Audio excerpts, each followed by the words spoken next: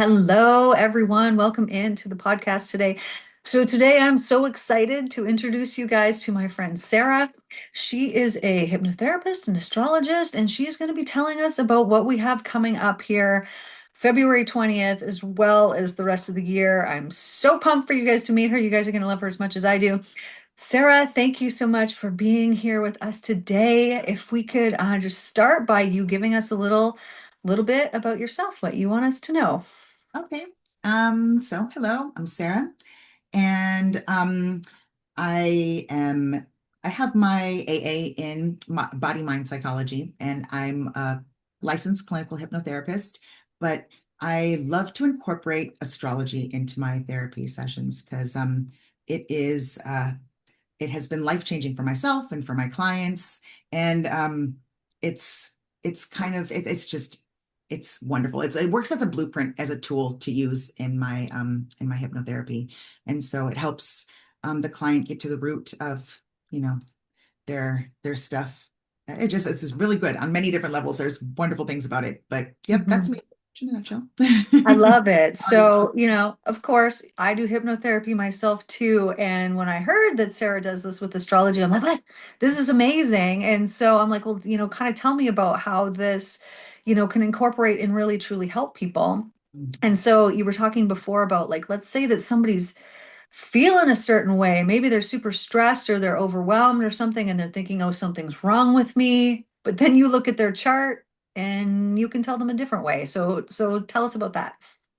It really gives us an opportunity to have more compassion for our journey, our own journeys, and have more compassion than for other people. And I can speak for myself. I have everyone has challenging things in their chart, and things that are more easy and flow, and some things that just seem to keep on coming up and reoccurring, and you cannot figure out why. Like maybe anxiety all your life, or the same kind of partner. Well, I've had a client before that had the same kind of reoccurring partner over and over again, and came to me like, why do I keep on getting the same kind of girl? Like, and we looked at this chart, and there's nothing.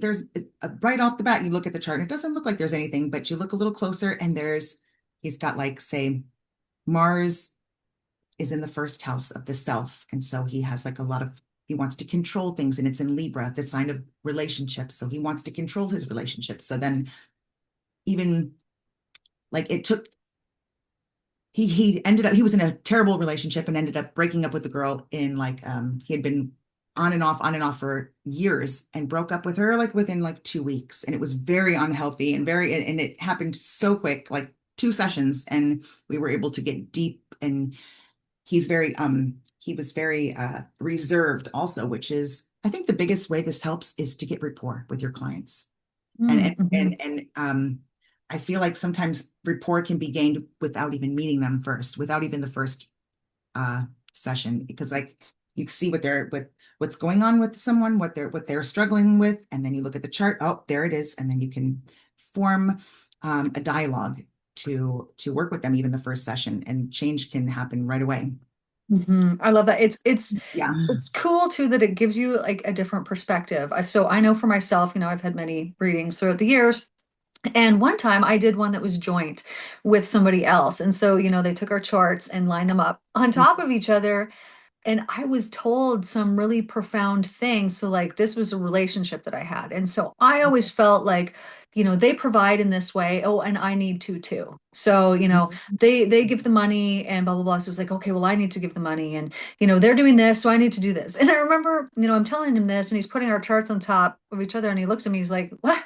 No, like they provide that to you, but what you provide to them is this. And it helped me to understand the existing relationship that I had, and it made things make sense. It helped me to let go of guilt too, of realizing like, no, we truly actually bring different things and we're supposed to bring different things.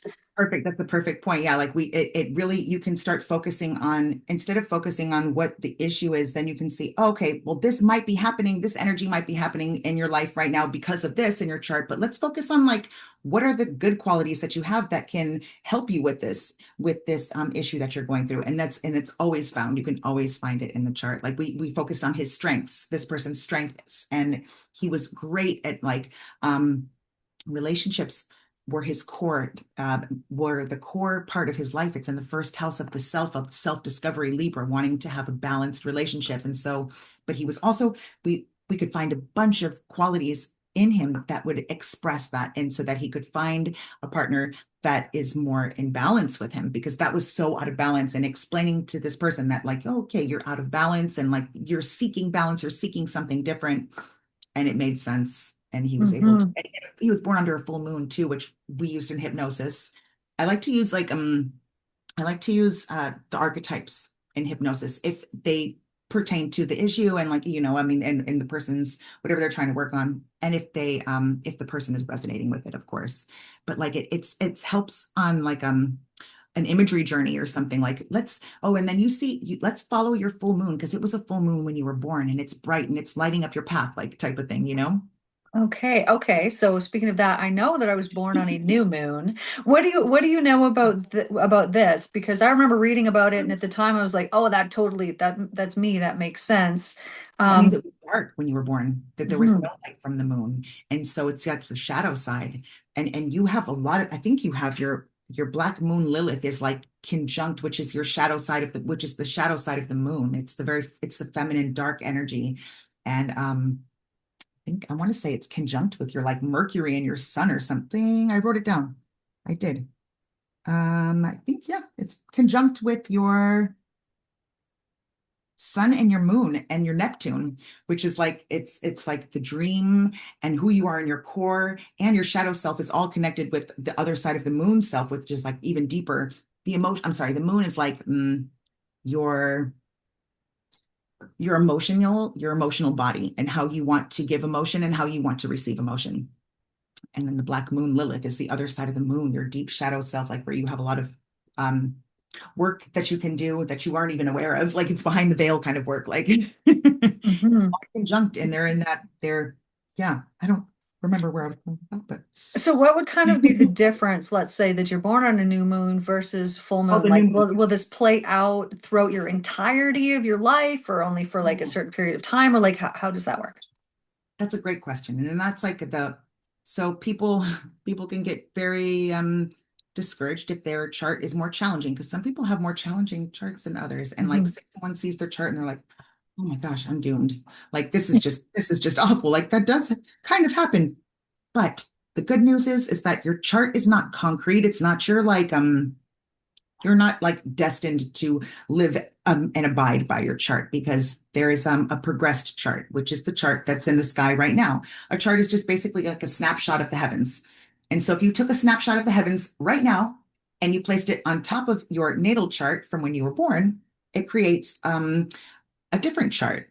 And that's the beauty in it, is that your chart is we are constantly evolving and growing. And the natal chart is just your basic, um, like natural instincts, like the way your energy naturally flows. It doesn't mean it can't change, and it doesn't mean you're going to not progress, because there's so the north node and the south node are your the north node is where we're headed, south node is where we're coming from. So if you believe in past life, it's the south node is what we're already really accomplished in, we're really great at doing and really feel like that energy from that sign, and your north node is where you're headed. Some people have it terrible. Like me, I think I have it terrible. I have my south node is Aquarius, but so is my sun. So that means that I chose this lifetime to come down as an Aquarius, but my past life with Aquarius, that means that exactly I have to learn how to be the opposite of myself, because I'm headed in the opposite direction of myself. So it's like some things can be challenging, you know? Okay, this is interesting. Okay, so for people who, maybe kind of believe astrology, which I'm Sagittarius, I'm so Sagittarius. I always resonate with all the Sagittarius things.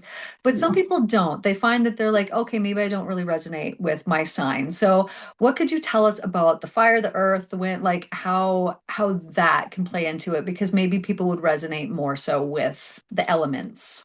Okay, okay, yes, definitely.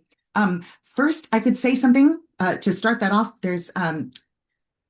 We feel like our core being, like our sense of personality within ourselves is the sun sign, but the sign that the world sees is our rising sign, which is super, just I believe is equally as important as the sun sign. And it's the easternmost part of the sky, the second we took our first breath. And they say that that's where the spirit entered into the body. Right where the horizon meets is where this, isn't that kind of beautiful? I think that was It's I so heard. beautiful. It's Yeah. like where the spirit enters into the body when we breathe our first breath.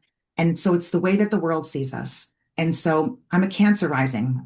And so I come across as very nurturing and mothering and like hospitable when company comes. And but my core being is Aquarius. So it's kind of like I I love humanity. I'm a humanitarian, but it's like I love you, but from over here. Like it's like let me Mhm. help you, but from over here, so I can like disappear if I want to. Mhm. So that could be a reason why somebody might not feel connected with their sun is because we actually make up all of the different signs in the zodiac, and we are a little bit of everything. And so we could feel like different parts, and we can relate to different horoscopes at different times when we're reading. Hey, like that's Sagittarius. I'm not Sagittarius, but that could totally relate to that Sagittarius horoscope. Well, maybe you have one of your significant planets like a Venus or a Mars in Sagittarius or something, and then you can relate more.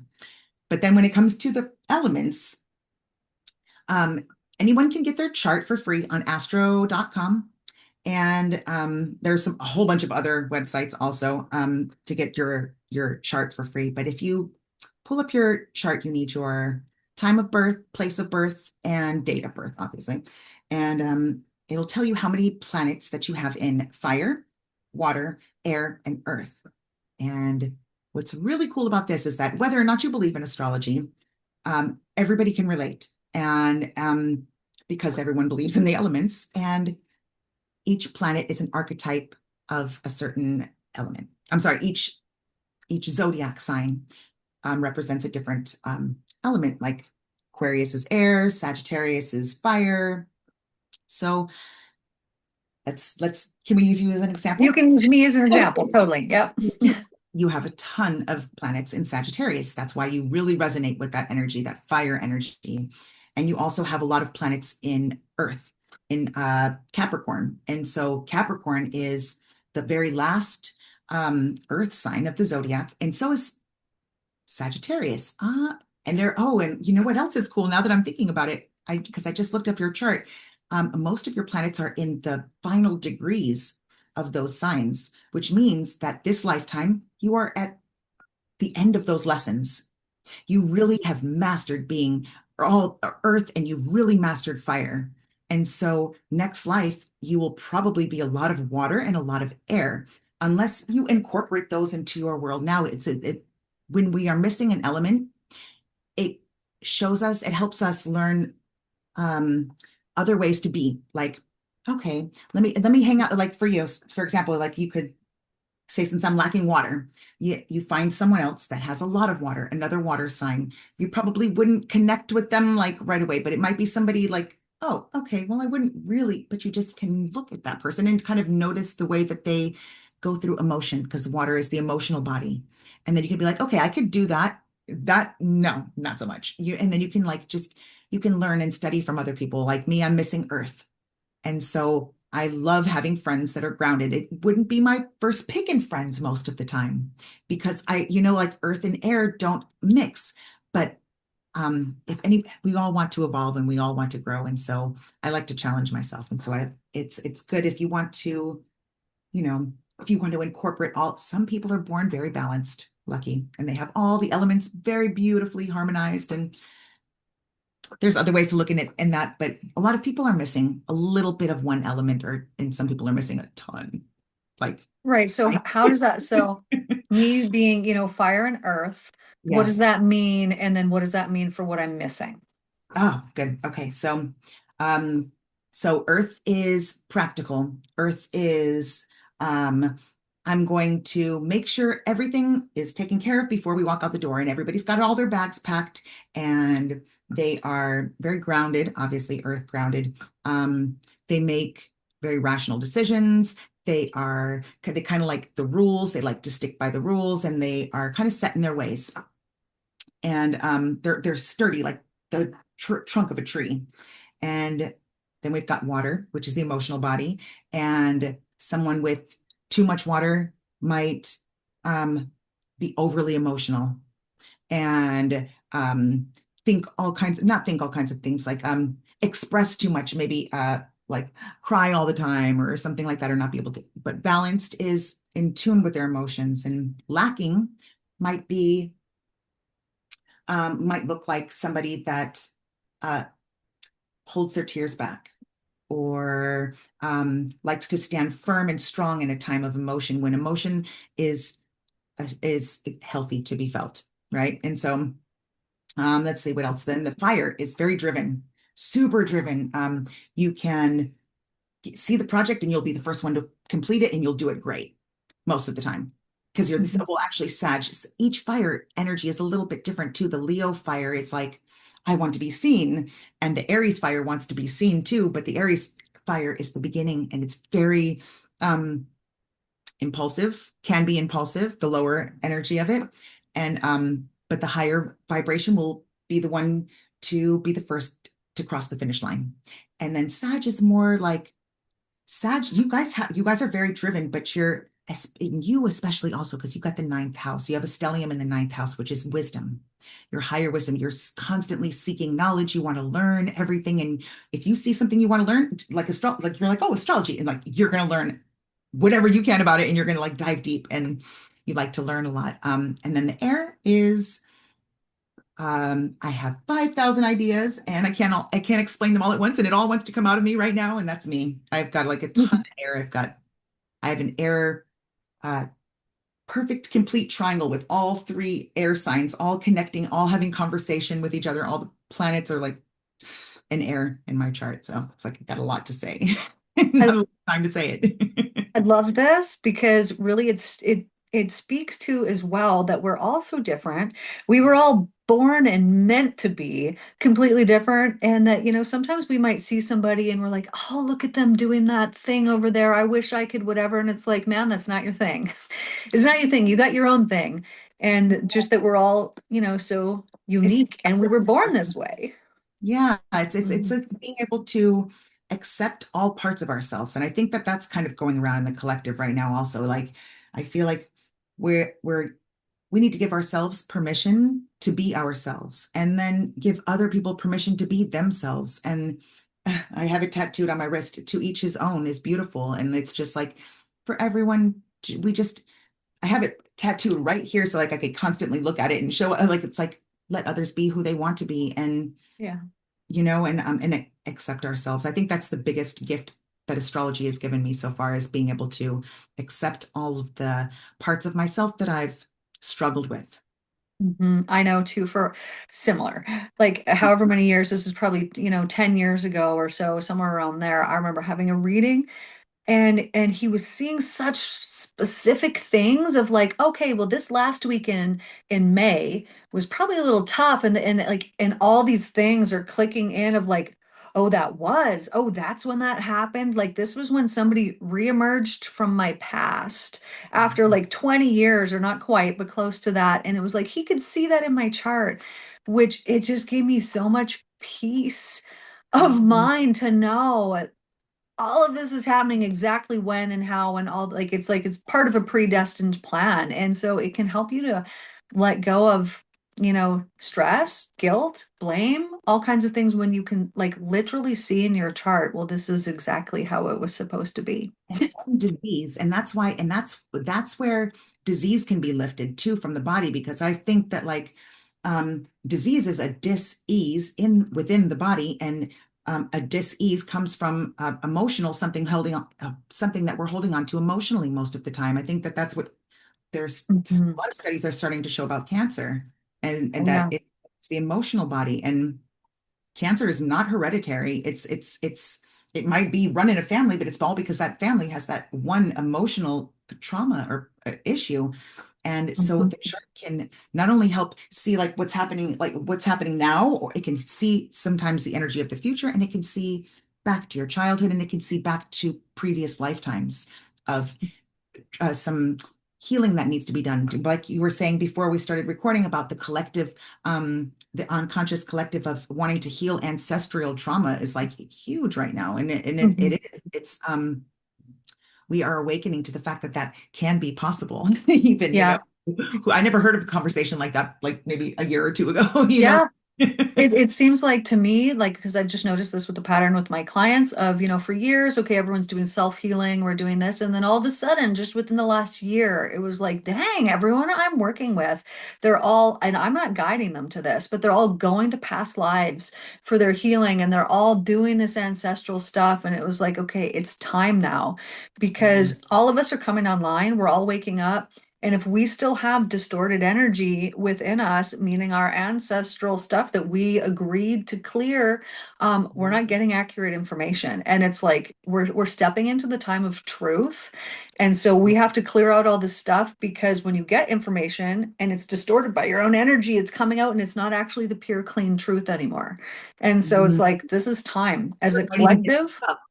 It might even What's get stuck in the body. When I 100%. like to us and get stuck, and if especially if you're lacking water, and Hmm. and that's a huge thing. Like if you're lacking a lot of water and in your chart, then so the way that they determine this is how many planets you have in each. This is a good maybe a little side tidbit. Is that Hmm. you'll be like, okay, well, if I'm all of the signs of the zodiac, then I must have an equal amount of water, fire, air, and earth.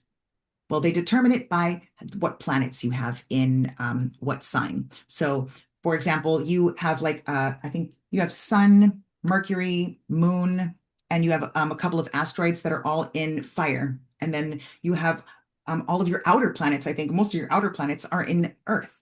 And so they determine it by what house, what signs the planets fall in when you were born. Does that make sense? Totally. Okay, Yeah. good, good, good. Okay. So also we had kind of talked about this before. I know like when looking at like, okay, here's a description of a Sagittarius, here's a description of an Aquarius, whatever. There's always two options, right? There's the here's the unhealed version of yourself, which is necessary and we have to have that and go through it. And then here's the healed version. And if anyone's kind of our age looking out there, they can probably see the chart and they can think back and be like, okay, yeah, no, I remember this and this. And you can see the places where you've healed or maybe the places where you still need healing. You Um, know what's cool about that is that something I just heard recently and I really have been resonating with because I've been studying Western tropical astrology, and that's what I practice with my clients. But just recently I heard a Vedic astrologer say, you know, the Western astrology really works for the first half of your life. And if you look at it, you can really relate to those things and those parts of yourself in that chart. And that the Vedic astrology is just slightly different. I think it's a little bit further along or a little bit backwards. I can't remember which one it is, which way direction it is, but it's just a little bit slightly different. And they were saying that like around 40, 50, like halfway through our life, that the Vedic astrology starts making a little bit more sense and seems more accurate. And so I'm like, okay, I got to check that out. And then I look at my Vedic and I have Earth is my moon, and I have no Earth in my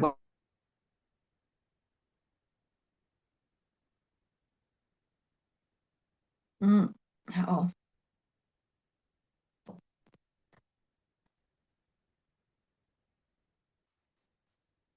oh, we're frozen.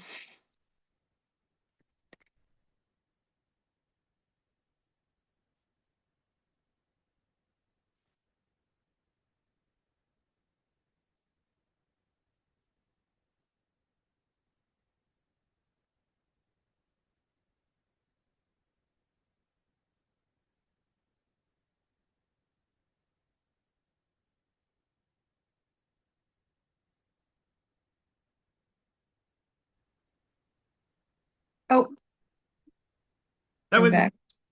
That was weird. It's still kind of a little glitchy though. is it? Okay, maybe it's okay now.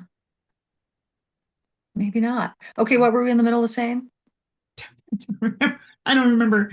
It was about Vedic Oh, the astrology. Vedic astrology. Yes, how like around halfway through our lives that the Vedic astrology starts making more sense. And I started looking at it and it's like it's kind of goes back to that like there's the higher vibration of a certain sign and then there's like the lower vibration of it. And I mean it gets deep. There's this I don't know if you've ever heard of something called the gene keys. Hmm. You have, yeah, the gene keys are super beautiful and super deep, and it just takes astrology and goes even deeper with it. And it's like, then you can really see what your gifts are and what things that you need to work through in life and what your destiny is. And I love it all. I think I feel extremely lucky and blessed to have this be a part of this world while this knowledge is being turned back on for us. Like it's so cool. It's so exciting. It is. You know what? So with those gene keys too, I remember seeing like my own and just thinking like, oh, that makes sense because I have so many open centers and things. And it was like, okay, so this is why when you meet somebody, you just get along with people like really easily. But I Uh-huh. remember seeing someone in my family and that they had a totally closed off, open, like just not open. And because I was always thinking, like, how come they are not open to Oh, you're talking any about like new human design. information? Okay, yes, that's human Yes. design. Yeah, and that makes so much sense too. I with the closed, so my daughter has everything, her entire human design chart is all closed. She has every single center colored in except for the spleen. And the spleen has nothing connected to it, which means that she's like she creates all of the energy within herself to think for herself, to come up with creative ideas, um, to feel her own emotions. She doesn't get trapped in other people's emotional problems, and she is motivated on her own or not motivated on her own.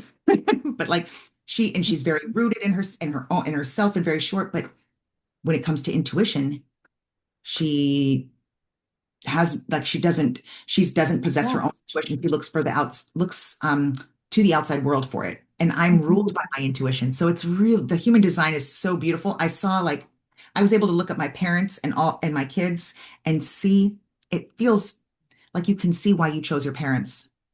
Mhm. I chose both of my parents have things that I'm missing. Or like one of them has I have no centers open. My ajna and my crown are completely open, which means I can connect to the spirit very Mhm. easily. When you're open, you connect to the outside world and to spirit. When it's closed, you create the energy yourself. That's a good way. That's an easy way to look at it, I think. Yeah, it helps you to because I was always thinking like, oh, this person, like, oh, they're just so close-minded. Like they're not like everybody, like it really explained them so well that it was like, okay, so this is why we can't judge people and we have to accept them. You were literally born and built to be that way because you're supposed to be. And what a Right. blessing. But anytime we see someone who's different from us and we think, oh, we have a better idea, and it's like, no, not everyone's supposed to be open. Not everyone's supposed to, except for whatever reason, we don't know why, It's but beautiful. we're also different. Okay, so tell me about what is coming February 20th. Okay, February 20th, big day, drum roll. No. Um, so February 17th, we have let's say solar eclipse. I think it's the solar eclipse. We have the solar eclipse on the 17th, which is a big deal. And but we won't see it except for I think like someplace in Antarctica. I think they'll see it a little bit up there. But then the 20th, after that, we have Saturn and Neptune coming conjunct, which is together. So they'll be at the same degree, which is 0 degrees of Aries. And this is a huge thing because uh, people have made they've done astrological charts and they've looked back like hundreds of years and thousands of years, and they cannot find another time in history, all the way up until like 4,000 something BCE of when Saturn and Neptune came in within the same degree of Aries, 0 degrees of Aries. The zodiac starts in Aries, and many different practices start in Aries. They all think that Aries is the beginning point. Not all of them, but a lot of them do. And zero, it's like the birthing degree. So 0 degrees of Aries is like if you think of the astrology chart. like the hero's journey, the baby is born at 0 degrees of Aries. And so having Neptune and Saturn meet right there, it's like they're having a deep conversation with each other and it's playing out in the collective. And so Saturn represents the way that we deal with structure and all of the rules that have been set in place. And it's very masculine energy and it's very, mm, it's a heavy, dense energy. And that met with Neptune, the planet of illusion and things that are on the other side of the veil, and we don't know what's real and what's not. And that's why all this AI, we can't tell what's real with the videos that we watch if they're real or not. Like we can't tell if the person on the phone is real or not. Wait, are you an AI or are you real? Like it's the lines are being blurred. And so these two very opposite archetypal planets are coming together and having a conversation. That's kind of like the way that you could look at it metaphorically. And then it's going to play, we don't know how it's going to play out because I mean, 4,000 something BCE was like the dawn of civilization now. Like it's when writing started and math started and like the Sumerians and like, so it's going to be, I think it's going to be a big change, evolutionary change for us, I think. Okay, cool. So do you think that this is going to be turmoil attached to it, or that this is going to be smooth? What do the energies look like? Is it flowy or is Well, it clashy? Neptune also rules the sea. You know, it's the tri Okay. and it's Neptune is the god of the ocean. And I think it was, oh, this is, I think it, I don't want to say for sure, but I'm pretty sure last year there was those floods in Texas. It happened. So um, Neptune and Saturn met up in Aries very briefly in the summer of 2025. And I believe that that's when those floods happened in Texas. I'm almost positive it was because I remember hearing an astrologer talk about it. And so Neptune represents I mean, it also rules the ocean. And so there could be some flooding or there could be some like crazy storms. And I mean, because planets, the way they move around is they go all forward, and then retrograde is means they go a little bit back, and then they go forward and a little bit back and a forward. And all of the planets do that. They go forward and they all go in retrograde a little bit for a couple of days or weeks. And so last year we got a kind of a taste of what we're going to be expecting for this year. You can always get like a little taste first, and then it comes, and you're like, oh, this is what we have to look forward to. That's kind of why it's cool to follow astrology, even if you don't believe in it telling the future, you can still like kind of follow it just to get an idea because history, I mean, from history that we can see, okay, well, a lot of times when there's a Neptune transit or a Neptune whatever, then we have big storms. And so let's see what happens the next Neptune and see if that, so we can kind of prepare for Mhm. certain things and stuff. It's going to be Aries is Aries, like I said, is super fiery. It's the most fiery sign of the zodiac. It's the most um, impulsive, and it's the most fast to anger. And so that's also the energy. It's 0 degrees. It's the baby being born. It's the baby like, oh my God, what the are all these lights? Like, I don't want to be here. I'm freezing. And it's like, what's real? What's not? It can be confusing. Okay.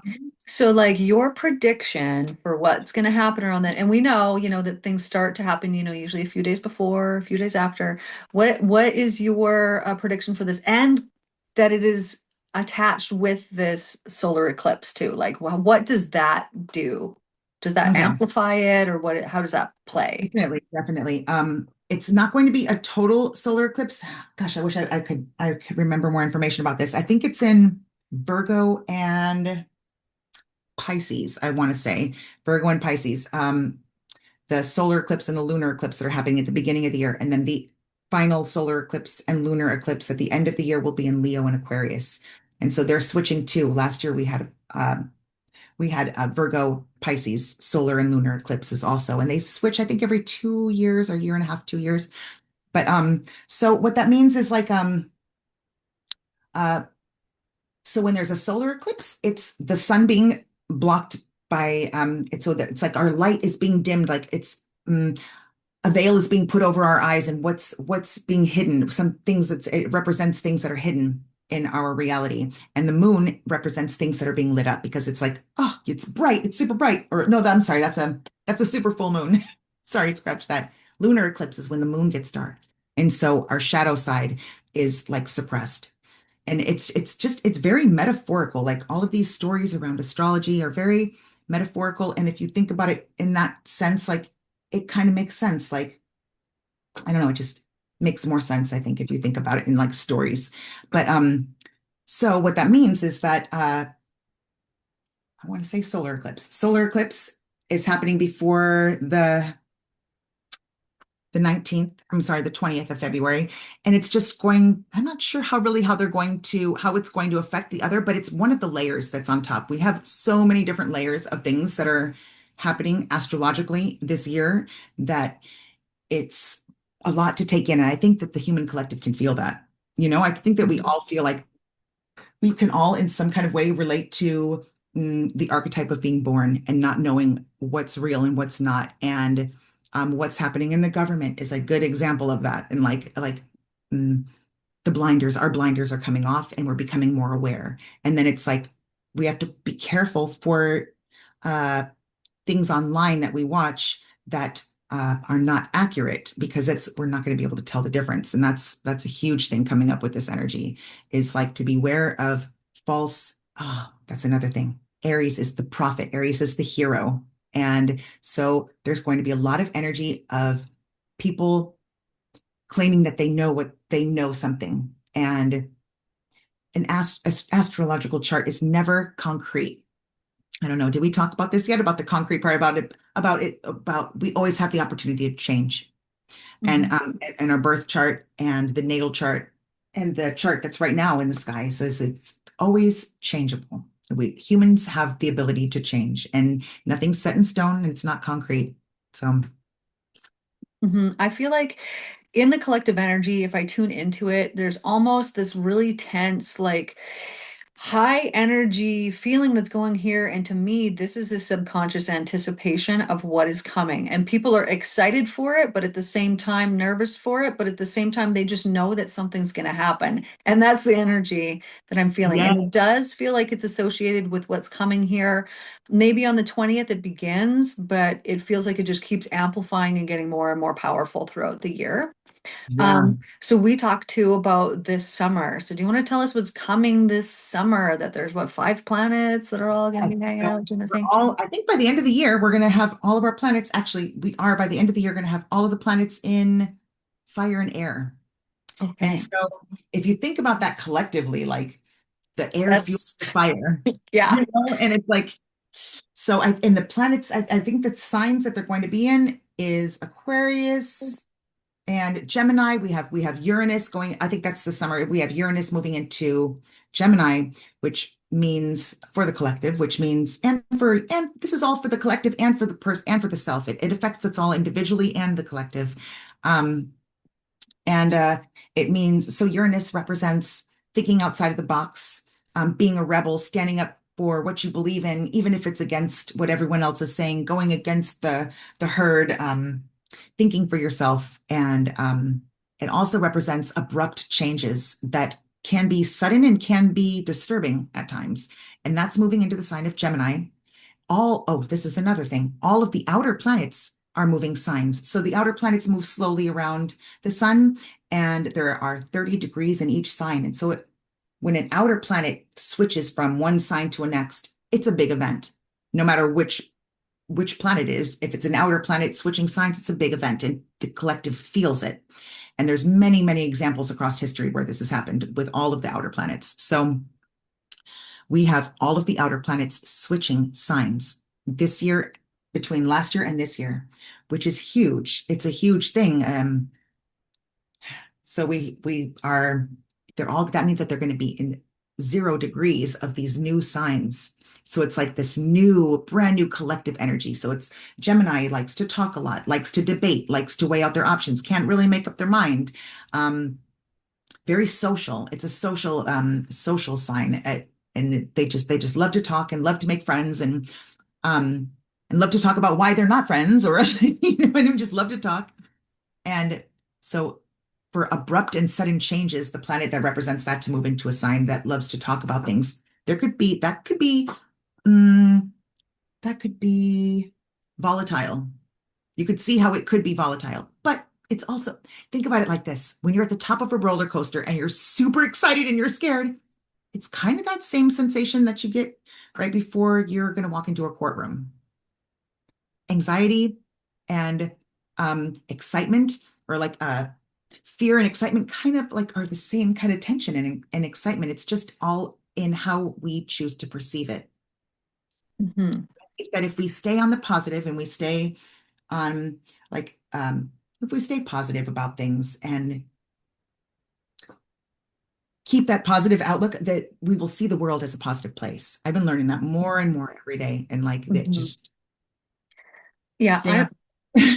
yeah, I'm seeing what is coming more as people waking up. So there was the wave of us who woke up a little while ago, a few years ago.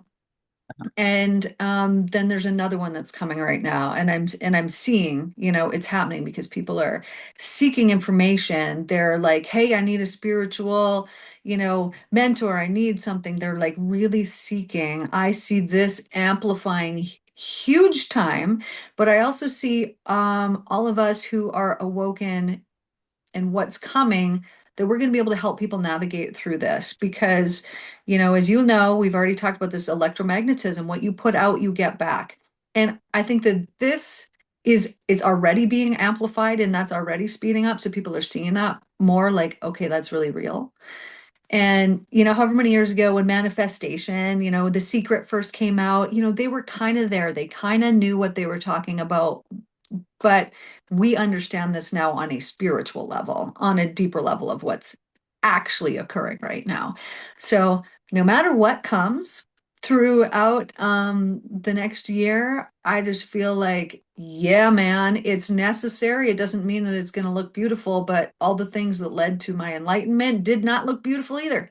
So if that happens to happen collectively, totally cool. We're here for it. We signed up for this and so much good is coming. It does feel like the baby's being birthed this year. And Oh, it really does. And you know what? That that makes me think of how much we need each other.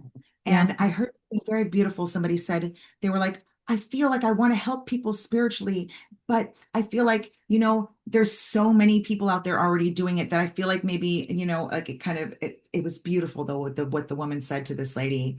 And she said, okay, so, when Gandhi was around, or Buddha even, or Jesus. It was so long ago that there wasn't as many people. There was a lot of people still to heal and to teach, but not nearly as many as there is now. Think about how many people are in the world. We Mhm, need all of the spiritual healers and teachers of every kind. We need as mhm, many as we can get. And so if you feel so inclined to help someone else, no matter where you are on your spiritual journey, there's room for you and there's room mhm, for everybody to help each other. And then that because when we help others, I think that really, for every single one of us, that connects us with our higher self. And then we mhm, start living more on our path and we start creating whatever we're looking for. Is when we help somebody else that's experienced something that we've experienced, it raises our vibration. We're all talking about like we want to raise our vibration. That's a beautiful way to raise our vibration, is yeah. this person. Well, and if we're looking at the collective, right, we know the 100th monkey experiment. 100th Oh, monkey, right? Once you get to the tipping point. So this is what we're doing, whether we're actively have a platform, or whether you're just talking to a person, whether you're having a group, every person that changes now, that becomes the collective vibration. And there will be a point where we're like, because some people are like, oh, these people are never going to change. You know what? They actually don't have a choice. When the tipping point happens, whether they want it or not, they will just be collectively swept up in it. And that's what's happening is these waves are going to keep coming. Pretty soon there's a big enough wave that it actually sweeps the entire planet. This could be what happens this year. This could be the catalyst for that. Um, so many years ago, like this is 2020, when all the stuff was going down, I was, working with my clients, and at the end, I'd be like, "Hey, you guys, can I like do a little thing at the end here? I'm just running an experiment," and everyone yeah. agreed. So I would have them show me what the next 6 years were going to look like because in 2020 is like, oh man, like it was concerning, right? And they're like, no, this is going to blow over. It's actually, it feels like a big deal now. It's not going to be. And then showed the next year and the next year. What we did was we went to 2026. Mm. Oh, Anyways, we were shown something happened that was really extreme, but I didn't have them go into details. I didn't ask any specifics, but every person told me the same thing. But I said, okay, so we're going to 2026. What is it? What is it there as a collective energy? And it was a peace the world had never known before, but it was after some type of event. event, something that had happened. So I'm still believing that's what's coming. So whatever it is that's coming, no matter how it outwardly looks, just like any of our interpersonal situations, they didn't look good at a certain time, but we realized later, oh, it was necessary. I think that that's what's coming here this year, and it's Not to be actually, afraid. I don't think that we should be yeah, afraid of that, though. I think that we should be, agreed, if anybody's feeling afraid, I feel like we should be excited.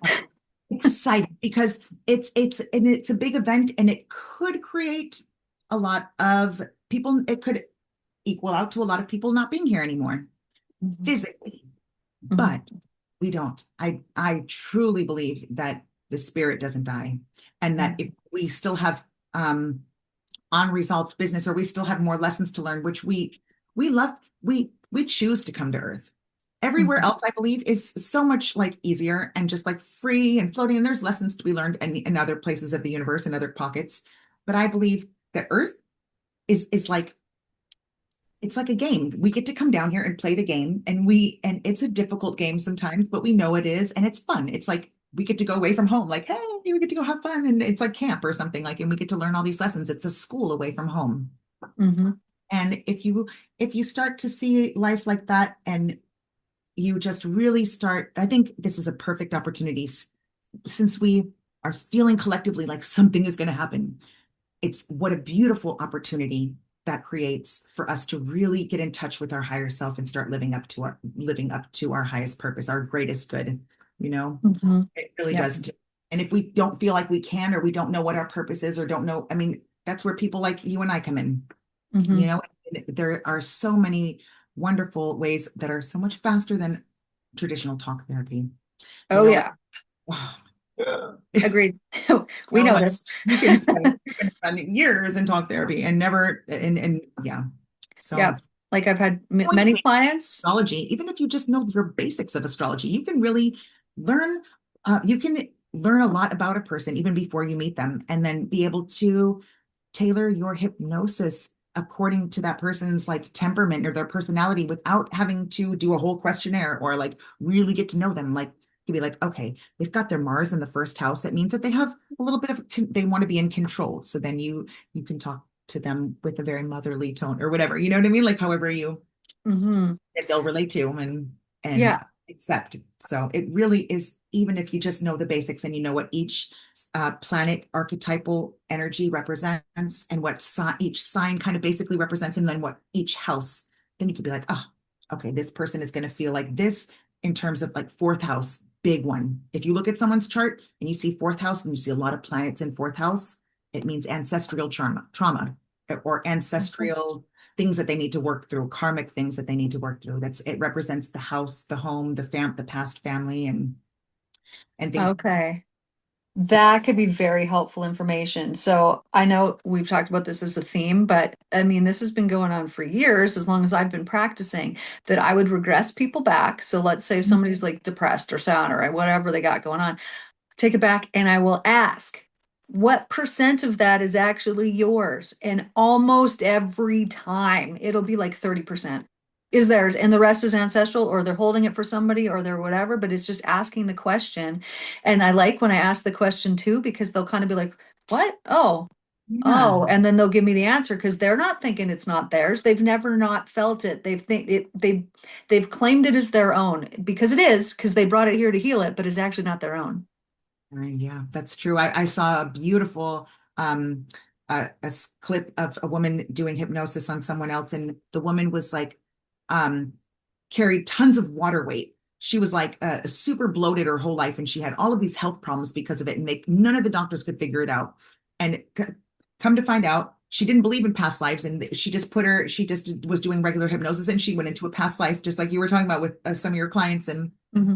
she had died. She was 7 in her past life, and she died with her sister in the backseat of a car. The mom drove off a bridge, and she was submerged underwater for like 2 months before they found the bodies. And she was carrying the water weight in this lifetime because she hadn't felt like she came out of the water. She was stuck down there for so long, and not knowing that she was confused about the death because it happened so abruptly. Yes. Oh, Talking about things like that, like that's so crazy. that's my daughter, literally the exact same past life story. I'm like, I'm going to ask her if she had a sister because maybe we need to connect them, like the exact same thing. Like when she was a little kid, afraid to drive over bridges, that we had to do a hypnosis session for this because that had been the way that she had passed several times. But another note on that, I've seen with 3 different clients specifically that I can think of at this second that the death wound physically Mhm. showed up in this life because you And don't have time to resolve it because so you many, died. so many things, Hmm. especially beheading and burning and things like that, with the witch trials Yeah. and the Yeah. revolution and everything. So many people were killed like that and killed young, and they didn't feel like they were like, oh man, there's this woman, Alba Wiseman, I think is her name, and she's on YouTube. She does these past life regressions where she she did this one. It was so fabulous. I'll send it to you. This woman has been suffering her whole life from stomach problems, and she's an older woman, and there's this entity inside of her.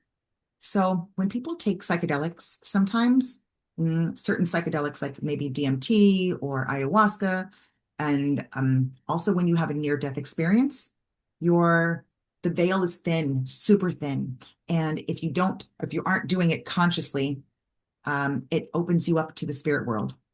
And spirits are able to enter into your body and attach to you a lot easier. And so this woman had a near death experience when she was 15, and this spirit named Hook got inside of her. So the hypnotherapist had her speak as Hook. Okay, pull the entity out, and I want you to, who are you? And she started talking to the woman like she was Hook. And it was this man that had been stabbed to death. Long story short, he had been stabbed to death during the Prohibition times, and his friends did it, and they cut him up and scattered his body everywhere. And so he felt like he didn't want to leave the earth plane because he was not intact. And he was like, I'm only 23. I don't want to leave this body. I don't want to leave this earth. And so he was searching for years for a body to enter.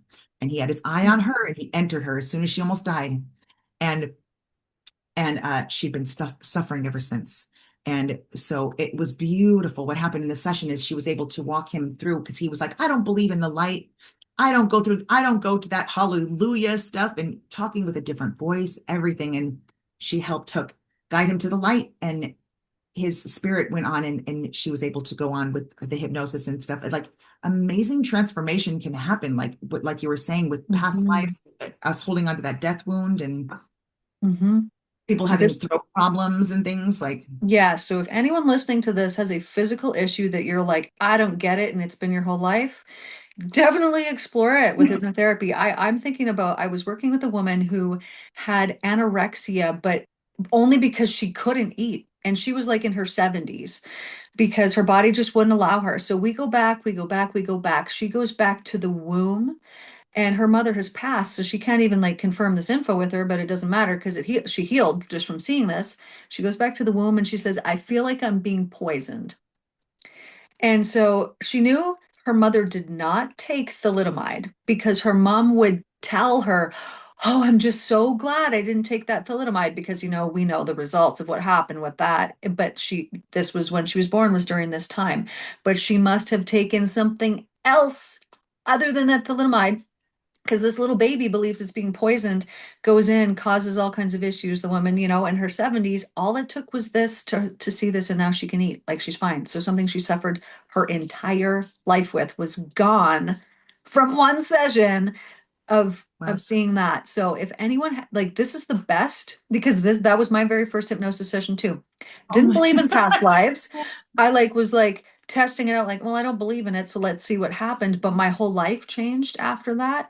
So Like there's so many things that you can discover with hypnosis that you would never think you were going to get out of it. It won't even be like the point of your session, but you'll Yes. get it's like a crazy You'll transformation be that comes amazed from by it. it. Yeah, it's just beautiful.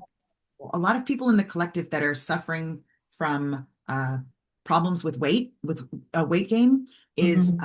I learned this in the school, the hypnotherapy school that I went to. They were talking about because a lot of the people that are alive now, their parents were in the their parents or their grandparents were in the Great Depression, and so in the collective of that collective energy of their parents was like save, preserve, don't eat too much, and so now it's like somewhere inside of them they feel like they need to eat and eat and eat to make up for that, and it's total subconscious. Like nobody's gonna be like, oh yeah, that's totally me, like, but subconsciously they're like trying to fill that void, Hmm. and they There's don't so know where many. the void is coming from or something, you All know. we need to know is the why behind it, right? As soon as we know the why, then all of a sudden we're We're like, better. yeah. It's the placebo effect.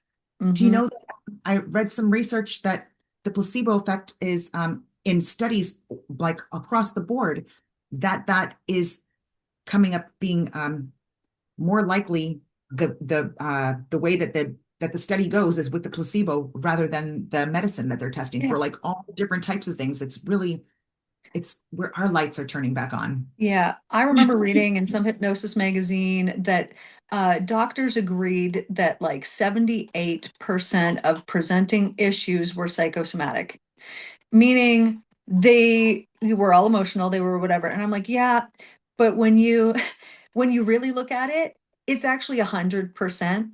There But you go. but There but you go. yeah, but people just aren't aware of the why behind it, or they don't want to look at it, or they don't want to do the work, or they didn't come here Beautiful to that do the you just work. say They that. came here to be sick for somebody else for whatever purpose. Sounds like But water to me. That sounds like water to me when I'm hearing you talk yeah. about compassion, about feeling emotion. And so I heard something really quickly right before I started talking to you today was about it was Deborah Silverman, this wonderful, fabulous woman that I watch about astrology. She was saying, well, if you notice in your chart, if you're missing a certain element, back to the elements, say, because if you're missing water, but yet you speak about emotion and you speak like you are, like you understand it, and it is 100%, and it is the emotional body, and we do need to feel emotional, our emotions.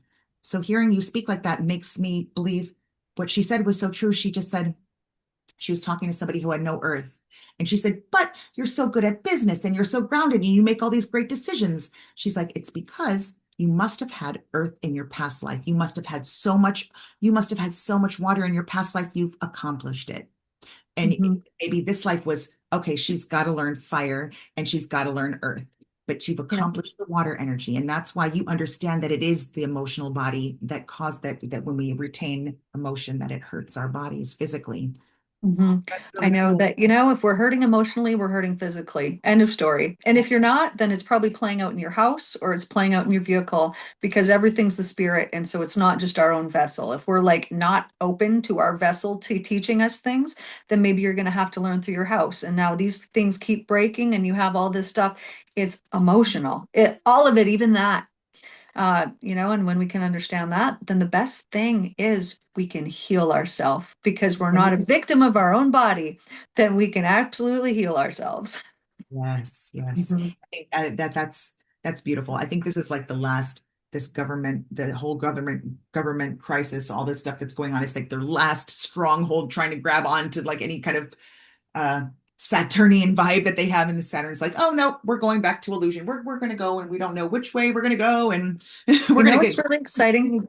crazy. So I have to comment about this about our government. So I've Yeah. seen this year because I'm very tightly involved with this, Mm. that psychedelics, and specifically ibogaine, Mhm. things like this, things that people have never even heard of before, Yeah. because because we need them at this time. Not only is there legislation that is being filed, but everyone that's being talked to about it seems really open. And it's really exciting the amount of things that have actually gone through, have already passed, or that have been filed this year, and I know is going to like get passed through because us as a collective are totally waking up. And so this includes the people that are part of our government. They're all going to wake up too, which is why They're like, yeah, let's do this. And all of these things are just leveling up consciousness. That's Saturn and Neptune in Pisces, because we still have Saturn and Neptune in Pisces until February 20th. And this is like the last stretch of the race. And so that's exactly why you feel that. That's so cool. It's Mm-hmm. exact Pisces is dreamy. Pisces is the psychedelic world. Pisces is spirit world. And Pisces represents like the lower energy of Pisces is addiction and Mm-hmm. drugs and psychedelics and like all the negative parts of it, but it's also very high vibrational in the sense of like opening up our minds and our spirits and becoming one with the spirit world and getting connected where we weren't before. And we're having that last stretch with Saturn and Neptune in Pisces, and then come February. Oh, actually, I think the 26th of January, I'm all looking at my clock. The 26th of January, I think Saturn moves into Aries. And then, oh, no, no, Neptune moves into Aries. And then February 20th, Saturn meets it there. And so this is like that last stretch. And then Okay, this is exciting. so This is exciting. Well, I thank know it's you. very exciting. It is. Thank you so You're much for welcome. being here with me today. Anyone who wants to work with Sarah, I would highly recommend it, and her information will be down here below. Thank you so much for tuning in. Any final parting words of wisdom you would like to Um, leave us with? Embrace all of the parts of yourself that you aren't excited about and aren't happy about, because they all, if we become curious about ourselves, then we can become more enlightened and more happier human beings. I think that when I look at life with curiosity, it takes away some pain. I Mhm. think that's it. I, That's my message. I love that. Beautiful, beautiful parting message. Thanks so much for being here, Sarah. And I'm sure we will do this again here sometime soon. Thank you so much. Absolutely. Thanks for tuning in, guys. We will see you in the next one. Cool. Stop recording.